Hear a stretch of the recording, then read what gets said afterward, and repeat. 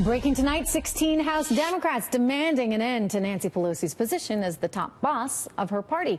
For 15 years, Representative Pelosi had led her party in the House. And, well, she's hoping to get her second shot as House Speaker. But today, a growing chorus of Dems are saying, enough. I'll tell you, rightly so, because she has had plenty of time at that gavel. So why not try something new? Why not try someone new? Here with me right now, former Democratic North Carolina Congressman Brad Miller and National Security and Global Affairs Analyst Morgan Ortega. It's good to see you both. I'm starting with you, Representative Miller, tonight. I mean, it seems to me that, she's had the job for a while. The Democrats have just increasingly become this party of resistance. The Democrats, if you watch my last segment, are increasingly becoming the party of socialists. That's not where you started out. When you look at the party today, do you really think that Nancy Pelosi is the one to be leading the House Dems? Oh, I think the resistance to her, the opposition to her, doesn't have anything to do with policy, really, because I looked at that list of 16. I know a lot of them pretty well. I served with them. Some of them are to the left of Nancy, some of them are to the right of Nancy. I think it's really the case that the same leadership team has been in place since 2002. There have been several turnovers in Republican leadership in that time. And it's just really hard for grievances and frustrations not to pile up. Yeah, but I'm going to disagree with you on something here, because I think it should have everything to do with policy. I get that, maybe they want, something shiny and new, but policy is what matters. And the problem that the Democrats have right now, Morgan, you can weigh in on this, is that they have gotten so increasingly left, in part in response to the likes of Nancy Pelosi and Hillary Clinton, who come across, sorry to say, as let them eat cake kind of Democrats. They don't have the kind of understanding for what your average American is going through, trying to put food on the table and pay the bills every month. And because of that, they're increasingly out of touch. And what happens? You get Ocasio-Cortez winning a seat in the House. And she's a socialist, and we know we don't want to go there. Morgan. Well, and speaking of her, she's actually has pledged very recently. They just had a conference call this week about how she was going to, she and her team are going to work to unseat more incumbent Democrats in primaries. I think that this is a movement within the Democrat Party to really up in their establishment, and I think they're quite serious about it. They're quite vocal about it.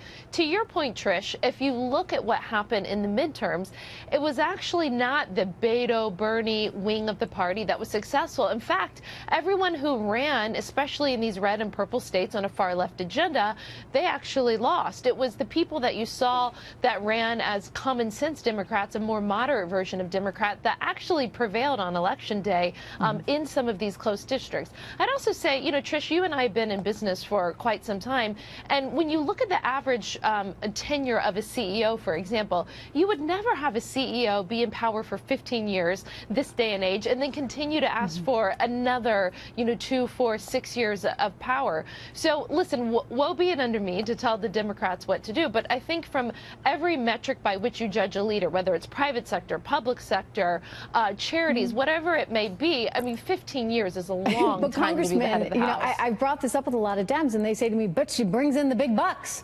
Right? She's a heck of a fundraiser. I just think that you need more than just a fundraiser right now. You need direction for your party. And I don't think that she's providing that. In the letter that those 16 Democrats sent, I read the letter.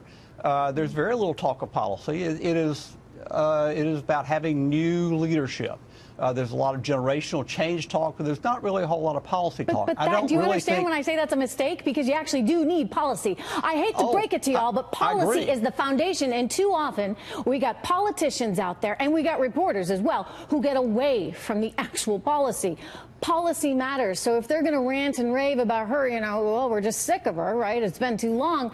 To me, that's not enough. I want to see that they care about somebody who does care about policy. And yes, bring someone new in who can generate some good stuff for the party and work with this president to make sure that our economy is as successful as it can be. Brad. Was there a question in there somewhere? Yeah. I'd like to see it. Can it happen? Well, Yes, I would like policy to matter too. It mattered to me a great deal when I was in Congress. That's how I spent my time, my decade there. I don't see a whole lot of policy being made in Congress at all.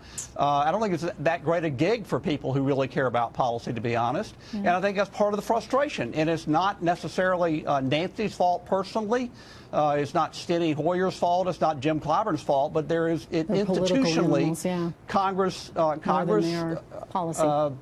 Well, a lot of it dates back actually to Newt Gingrich removing the funding from the other sources of power within the caucus to centralize power in the Speaker's office. I want to give last word to Morgan. She is a policy wonk. So, you know, I know that, you know, it's kind of hard to roll up your sleeves and get down and dirty in all the policy talk, but isn't that what's sort of missing from Congress right now? Well, I think you're both right here. You know, and I think the problem is that the policy direction where Nancy Pelosi has taken the House Democrats when they were in power in the majority and when they're in the minority is not where the energy of the party is right now. You know, I wish, Trish, I'm with you. I wish that House Democrats would get together to work with the president on immigration, on infrastructure. That's the problem, Morgan. They have no ideas. President Trump has all the ideas. I don't see that happening over the next 2 years. I hope and pray that whomever is Speaker will do that. You could work on immigration and infrastructure over the next 2 years. I would love it. Fingers crossed. Brad and Morgan, good to see you guys.